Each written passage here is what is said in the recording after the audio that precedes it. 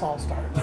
From the time I was 8 years old, I knew I wanted to have a school. I didn't know if it was going to happen, but every choice that I made as far as the degrees that I got in school, the jobs that I took, it all led towards hopefully having a school eventually one day. And I met a guy when I was working at the museum who really wanted to take an old historic building and renovate it and tie it to the community in some way. And so we just kind of combined our dreams. And everything that I had researched as far as having a community garden or having experiences with the arts, which of course I believed in as a music teacher, and I'd gone back to school to get my master's in art history.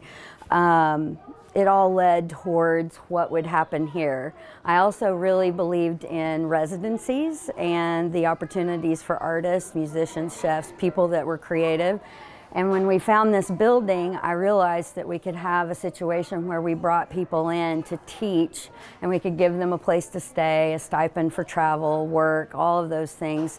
And it just all kind of combined to where every dream I've had since I was 8 could actually happen in this space. But the idea is that you build a whole community around education that deals with creativity and sustainability, and that helps everyone. Everyone has purpose. Seniors that come in to volunteer with the kids have purpose. The kids have grandparents that they might not have at home. So we bought the building in 2010, and it took 5 years to rezone and renovate. It took about 2.5 years to rezone the building with the city. We did everything from windows to electric to plumbing. There was nothing in here except for some framing. That was all that was left, and a basement full of water.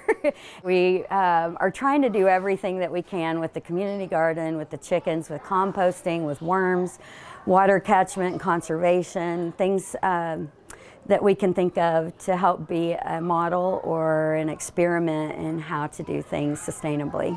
We have 2 bathrooms downstairs, and you can kind of see the wallpaper that's on here. We do residencies here, and one of our local residents, Tiffany McKnight, designed the wallpaper. We hooked her up with Catch Design on Western, and now they carry that wallpaper, so anytime someone buys it, they can be donating a little bit of money to SixTwelve and to an artist, and it continues. We also hooked her up with Penny Candy Books, and they published an adult coloring book of her patterns and designs.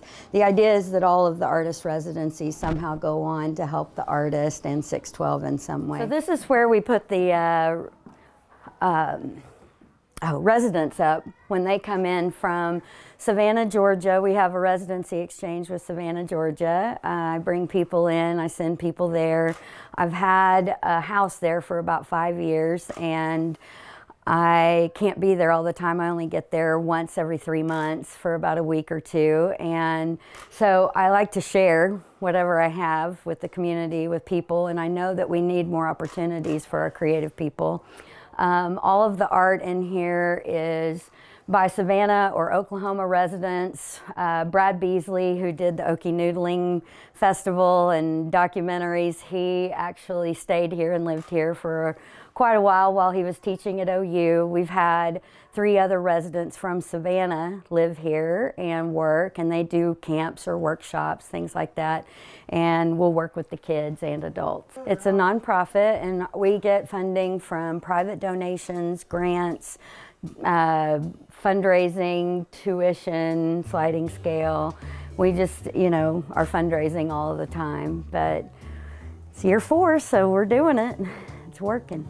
But next in programming, we'll be establishing a senior program that comes in and volunteers with the kids, has some of their own individual programming. I just feel like everyone deserves to find their purpose and to feel like they have meaning no matter what their age. So that's our next phase, and then we'll branch out into the whole country and hopefully bring people in from all over.